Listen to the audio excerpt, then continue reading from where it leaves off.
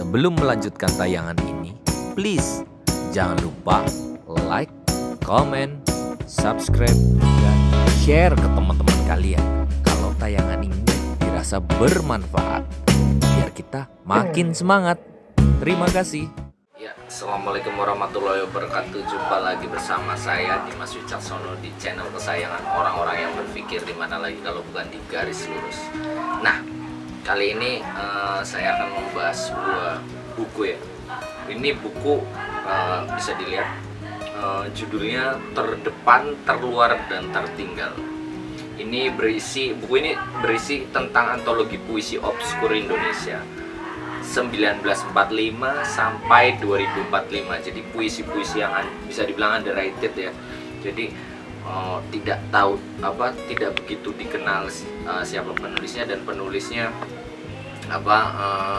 dan karyanya juga mungkin jarang orang yang tahu ya.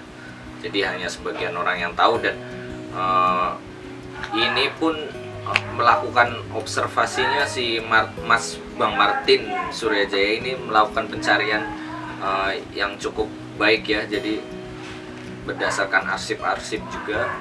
Nah, ini jadi kalau boleh saya bilang antara fiksi dan non fiksi ya. Jadi 1945 sampai tahun 2000-an mungkin semuanya ini non fiksi ya, tapi begitu sampai 2045 ini imajinasinya Bang Martin sendiri. Jadi ini menurutku sih konsep yang bagus sekali. Jadi merupakan sebuah gagasan yang baru dalam menyampaikan puisi. Jadi bahwa puisi itu juga bisa direkam, artinya direkam track recordnya selama tahun sekian sampai tahun sekian. Jadi ada perkembangan secara psikologis maupun filosofisnya, ataupun perkembangan modernisasi yang terjadi pada sang penyair tersebut gitu loh. Jadi semakin tahun pasti akan terjadi perubahan yang mengarah ke arah kemajuan. Jadi ada perubahan-perubahan dari segi kata, frasa, dan segala macam, dan cara penyampaiannya. Kayak misalkan di sini ada juga tahun 1980-an ya, sempat ada penyair juga yang menuliskan namanya pakai nama pena, yaitu namanya Nutrisari. Ini aku juga baru tahu ini ya, bahwa ada penyair yang memakai nama pena dengan nama Nutrisari. Mungkin teman-teman kalau besok ada yang mau bikin nama pena, bisa kali pakai Beng Beng. Karena saya tadi habis minum Beng Beng, tapi ini nggak sponsor ya.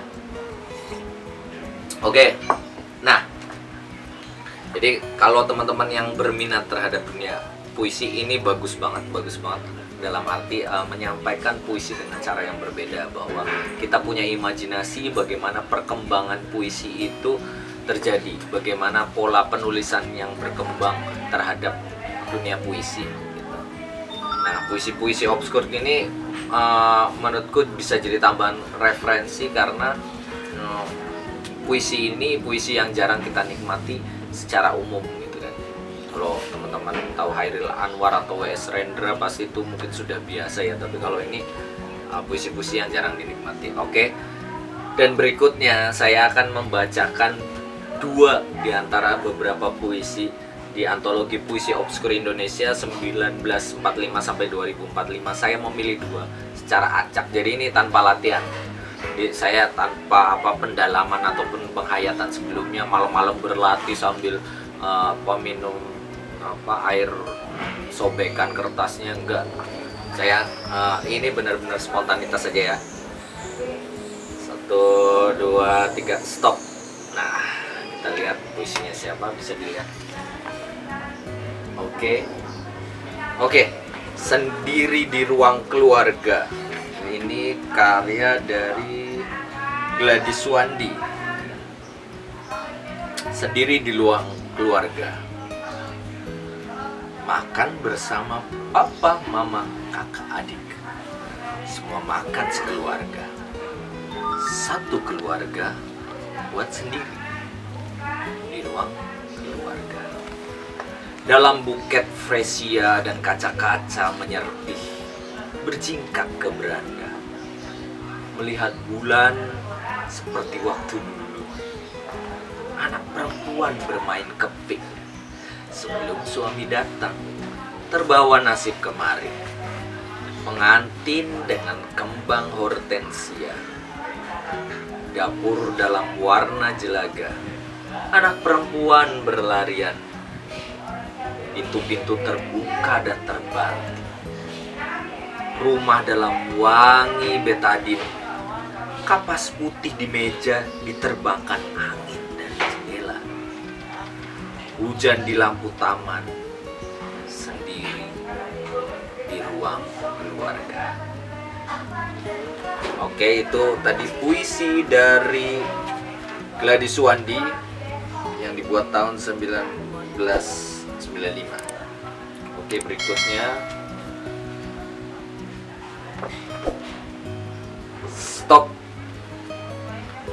Oke, bisa dilihat surat terbuka untuk Badan Bahasa.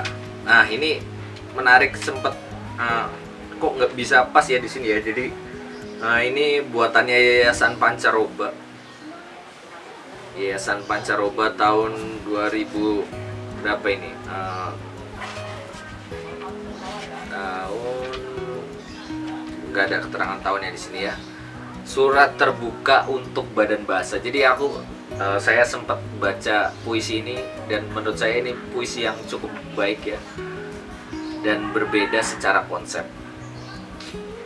Surat terbuka untuk Badan Bahasa. Dengan surat terbuka ini kami nyatakan kesimpulan beralas fakta. Negara tidak memperhatikan kami. 3 bulan sudah kami menunggu kepastian.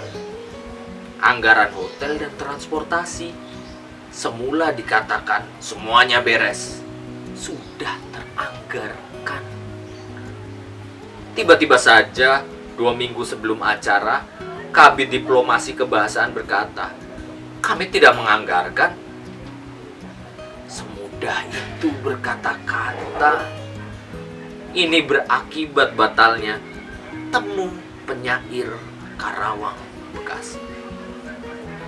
Ini sungguh memalukan kami, menghancurkan marwah kami, bahkan marwah sastra Indonesia.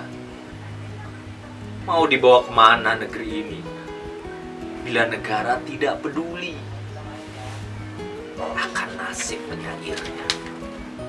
Untuk itu, kami menuntut ganti rugi. Kami menuntut dalam tempo sesingkat-singkatnya permintaan maaf. Kalau sampai Senin minggu depan masih juga tak ada jawaban, maka kami akan menempuh cara-cara tertentu. Salam. Nah, itu tadi 2 puisi yang saya bacakan secara acak. Semoga bisa menghibur. Dan kalau yang pengen menikmati buku ini, beli saja di toko-toko online ataupun offline, sepertinya juga udah ada ini ya. Ini penerbitnya dari Anagram, silahkan dicari sendiri. Puisi, buku antologi puisi dengan judul Terdepan, Terluar, Tertinggal, karya Martin Suryajaya. Semoga menjadi hiburan. Dan jangan lupa ikuti kompetisi menulis puisi tingkat nasional yang nanti akan ada pamfletnya di setelah ini.